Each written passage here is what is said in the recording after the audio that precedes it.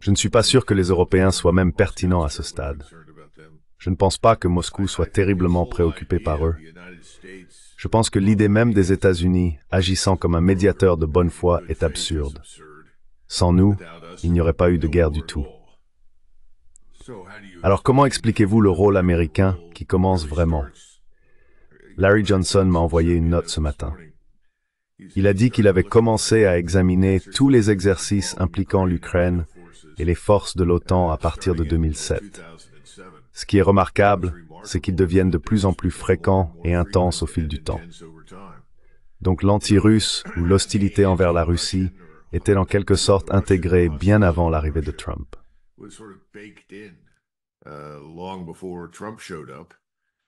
Et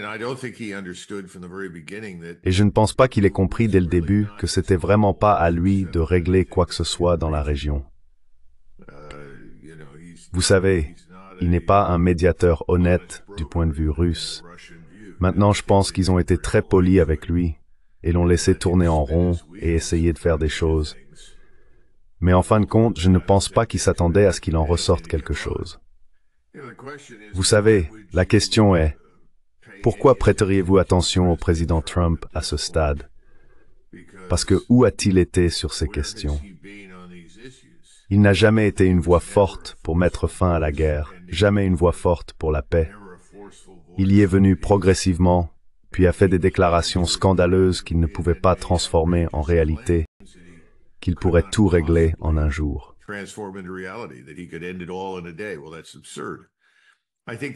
Eh bien, c'est absurde. Je pense que cela reflète les suppositions qu'il continue de faire sur qui nous sommes dans le monde aujourd'hui.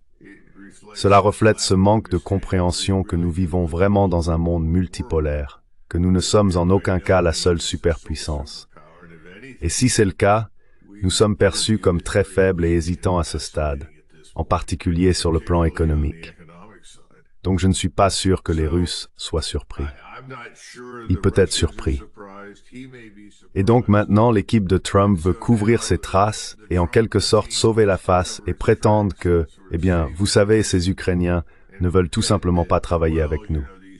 Allez, c'est plus profond que ça. C'est plus profond que ça.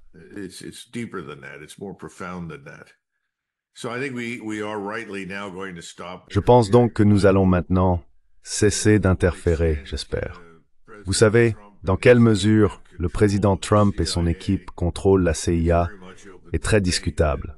Et Ratcliffe, l'homme qui est là-bas, est un néoconservateur. Donc je ne sais pas ce que la CIA fait réellement, et je pense que c'est quelque chose sur lequel Trump devrait se concentrer et découvrir avec Tulsi Gabbard. Parce que je ne vois tout simplement pas que nous faisons un virage net dans une direction particulièrement nouvelle. Nous faisons juste semblant d'avoir un rôle à jouer. Et parce que les Ukrainiens ne nous aiment plus, ou quelque chose comme ça, nous partons. Nous ramassons nos jouets, quittons le bac à sable et allons jouer ailleurs.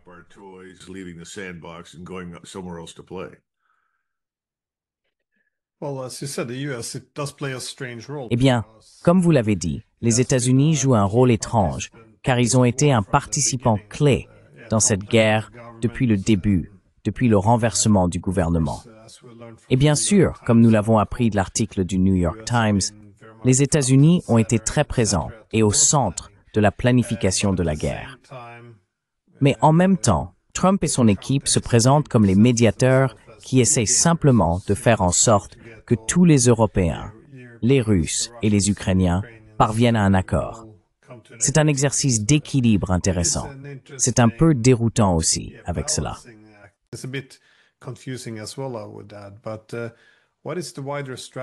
Mais quelle est alors la stratégie plus large? S'il n'y a pas de règlement politique ici, quelle est la prochaine étape pour les États-Unis? Je demande simplement parce que si Trump décide de redoubler d'efforts et de mettre plus de pression sur la Russie, alors en quoi ces politiques sont-elles différentes de celles de Biden? Et à cet égard, il ne peut vraiment pas prétendre que ce n'est plus sa guerre. Parce qu'en ce moment, comme vous l'avez dit, ce sont des armes et des renseignements américains qui sont utilisés pour tuer des Russes. Alors, Combien de temps peut-on prétendre être un médiateur s'il n'y a pas de paix à établir?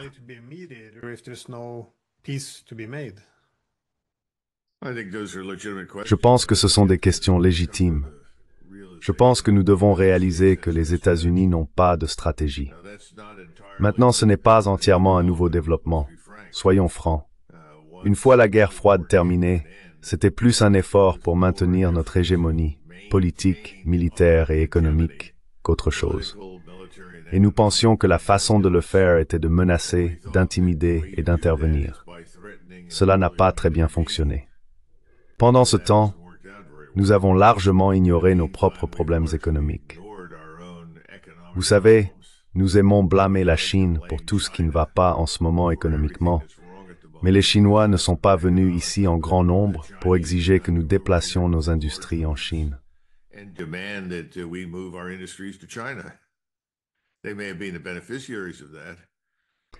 Ils ont peut-être été les bénéficiaires de cela, mais nous avons permis que cela se produise parce que les personnes du secteur privé ont vu d'énormes profits pour elles-mêmes et se souciaient peu des États-Unis. C'est donc un problème entièrement distinct.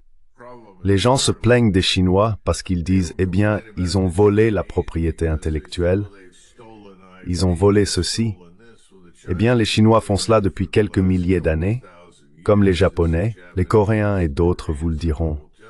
Et c'est notre faute parce que nous les avons admis dans les laboratoires, les universités et les laboratoires gouvernementaux, etc. Que nous attendions-nous à ce qu'il se passe?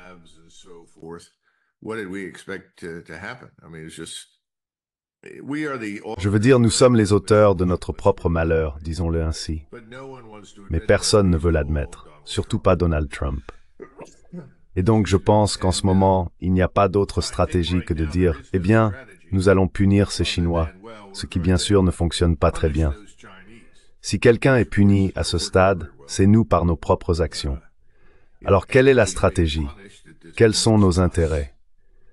Vous voyez, il devient très difficile de définir vos véritables intérêts stratégiques lorsque de puissants lobbies prennent ces décisions pour vous.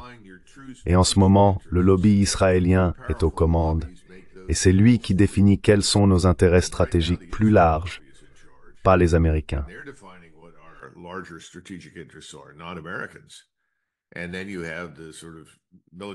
Et puis vous avez le genre de complexe militaro-industriel, congressionnel, qui consiste à se financer et à s'enrichir.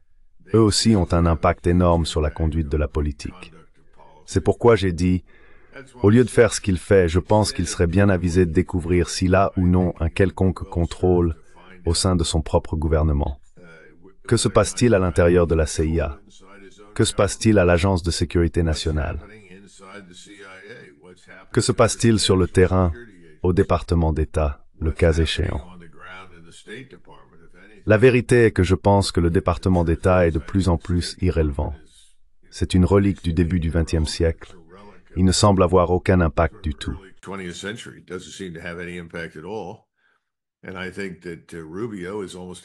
je pense que Rubio est presque indiscernable de Blinken à tous les égards importants. Je ne sais pas combien de fois j'ai parlé avec des délégations, des personnes de l'étranger, qui cherchaient à entrer en contact avec l'administration Trump, et toutes ont levé les mains de dégoût et se sont éloignées du département d'État, ne voyant aucun intérêt à leur parler. Cela laisse donc le département de la Défense. Et le département de la Défense est évidemment en complète désorganisation. Tout cela est un non-sens auto-infligé. Mais je ne pense pas que quoi que ce soit va changer tant que nous ne verrons pas la crise financière se développer et l'économie s'effondrer, ce qui, je pense, n'est pas loin maintenant.